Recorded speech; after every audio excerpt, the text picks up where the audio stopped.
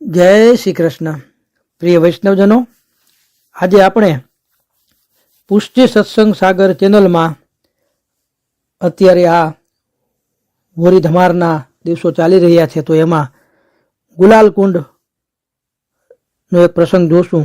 એ પહેલાં જો આપે પુષ્ટિ સત્સંગ સાગર ચેનલને સબસ્ક્રાઈબ ન કરી હોય તો સબસ્ક્રાઈબ કરો તથા અન્ય વૈષ્ણવ મિત્રોને શેર કરો, જેથી સત્સંગના નવા નવા વિડીયોઝ તેમને સુધી પણ પહોંચી શકે. તો આ ગુલાલ કુંડ જતીપુરાથી આશરે 2.5 થી 3 કિલોમીટરના અંતરે આવેલો સુંદર કુંડ છે અને આ કુંડ ઉપર શ્રીનાથજીના બેઠકજી પણ પ્રગટ ત્યાં બિરાજે છે. તો સખીઓએ પોતાની પ્રાણપ્રિય સખી શ્રી રાધાને હોળી ખેલવાનું આમંત્રણ આપ્યું. અરી ચલ બેગી છબીલી હરીશો ખેલે ફાગ. અને પોતાની પિચકારી લઈ હાથમાં ગુલાલ લઈ પ્રિય મિલન માટે ઉત્સુક એવી રાધા નિજ સખીઓ સહિત હરી સાથે ફાગ ખેલવા નીકળી પડી. તેમણે આવી શ્રી નંદનંદનને હોળી ખેલવા લલકાર્યા. પિચકારીઓમાંથી રંગ વરસવા લાગ્યો. હોળી ખેલવામાં એ ચપલાઓ વધુ ચપલ દેખાય. તેમણે રસિક વરને રંગમાં રંગી નાખ્યો. ગુલાલ વડે તેના શ્યામ રંગને બદલે તેને ગુલાબી રંગના બનાવી દીધા. ઠાકોરજીને આટલો કલર ઉડાડ્યો ને આટલા રંગથી એવા રંગા કે ઠાકોરજીનું સ્વરૂપ આખું બદલાઈ ગયું અને ઠાકોરજી શ્યામ રંગમાંથી ગુલાબી રંગના થઈ ગયા. પણ રસિકોર એવા પ્રભુ પણ કંઈ ઓછા ઉતરે એવા નહોતા. તેણીએ સ્વામીજીની સહિત બધી વ્રજ લલ્લાઓને ચિત્ર વિચિત્ર રંગથી રંગી દીધા. રંગ ભીના એ યુગલ સ્વરૂપના દર્શન નંદદાસજીને પણ થયા હતા. તો એ નંદદાસજીએ પણ અહીંયા પદ ગાયું કે નંદદાસ અપને ઠાકુર કી દોરી લેત બલૈયા. હોળીનો આ ખેલ ખેલાયો એક કુંડ પાસે. શ્રી રાધા કૃષ્ણ તથા વ્રજબાલાઓના શરીર તથા વસ્ત્રો રંગથી રંગાઈ ગયા. તેમના હૃદય પણ હોળી ખેલના રંગોથી રંગાયા. પછી સ્નાન નિમિત્તે તે બધા કુંડોમાં વ્રજભક્તો સહિત કુંડોમાં પ્રવેશ્યા.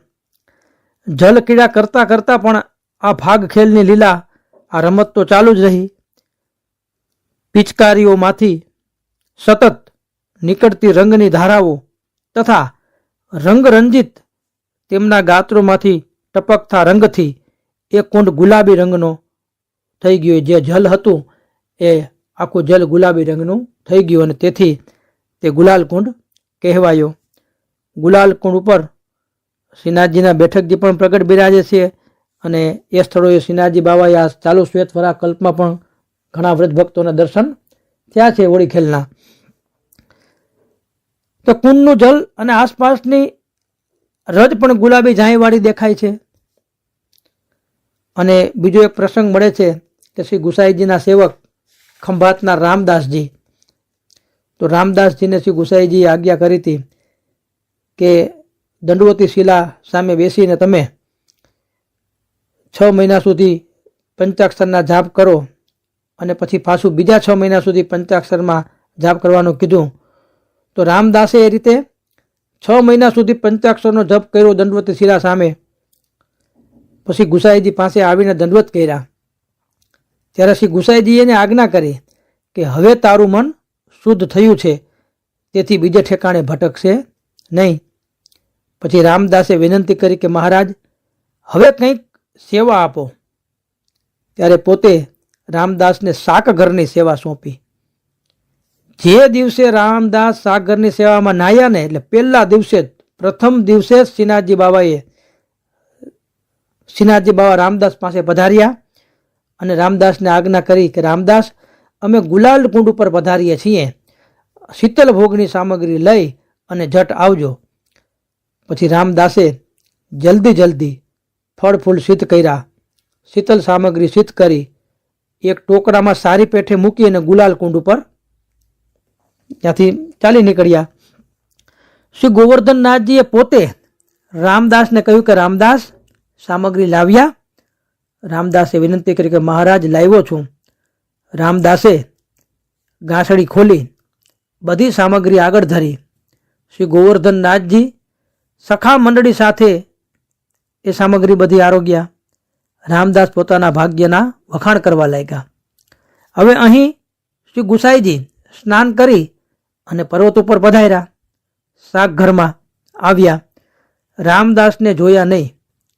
ત્યારે શ્રી ગુસાઈજીએ પોતે ફળ ફૂલની સેવા કરી. પછી શાક ઘરની સામગ્રી લઈને આપ મંદિર પધાર્યા. હવે મંદિરમાં પધાર્યા તો રામદાસમાં મનમાં મોટો ભય થયો કે ભાઈ આજે જ એક તો મને શાક ઘરની ટેહલ મળી, આ સેવા ટેલ મળી, અને જો આજે જ મને ગુસાઈજી મંદિરમાં જોશે નહીં તો પોતે મને ખીજાશે મારી ઉપર. એટલે જલ્દી બધા પાત્રો ભેગા કરી અપરસમાં નાહી અને રામદાસ મંદિરમાં આવ્યા. ભોગના દર્શન ખુલ્યા અને દર્શન કર્યા. શ્રી ગુસાઈજી સંધ્યા આરતી કરી શ્રીનાથજીના શૃંગારવડા કરતા હતા. ત્યારે શ્રીનાથજીએ શ્રી ગુસાઈજીને કહ્યું કે રામદાસ મારી સાથે ગુલાલ કુંડમાં આવ્યા હતા, એને આપ કશું કાંઈ કહેતા નહીં. શ્રી ગુસાઈજી શેનભોગ ધરી બહાર પધાર્યા. રામદાસને બોલાવીને એકાંતમાં કહ્યું કે રામદાસ, તારું મોટું ભાગ્ય છે કે તને આજે જ ટહેલ મળી અને આજે જ શ્રીનાથજી બાબાએ તારી ઉપર કૃપા કરી. ત્યારે રામદાસે વિનંતી કે મહારાજ, આ બધું તો આપની કૃપાથી સિદ્ધ થયું છે, નહીતર મારી આ જીવની એવી કઈ લાયકાત છે. પછી શ્રી ગુસાઈજીએ રામદાસને કહ્યું કે આજ પછી તું શ્રીનાથજીની આજ્ઞામાં રહેજે અને શ્રીનાથજી તને જ્યાં જ્યાં લઈ જાય ત્યાં જજે. તો આ રીતે પ્રસંગ પણ મળે છે રામદાસજીનો. તો વ્રજમાં ઠાકુરજીએ અનેકવિધ લીલાઓમાં આ હોળી ખેલની લીલા યમુના તટ ઉપર, વૃંદાવનમાં, બંસીબટ ઉપર, ગહેવરણમાં, ગોવર્ધનમાં બધી લીલાઓ કરી. એમાંની આ ગુલાલ કુંડની પણ એક લીલાનો પ્રસંગ મળી આવે છે જે આપણી સમક્ષ હજુ કર્યો. શ્રી વલ્લભાધીશ કી જય.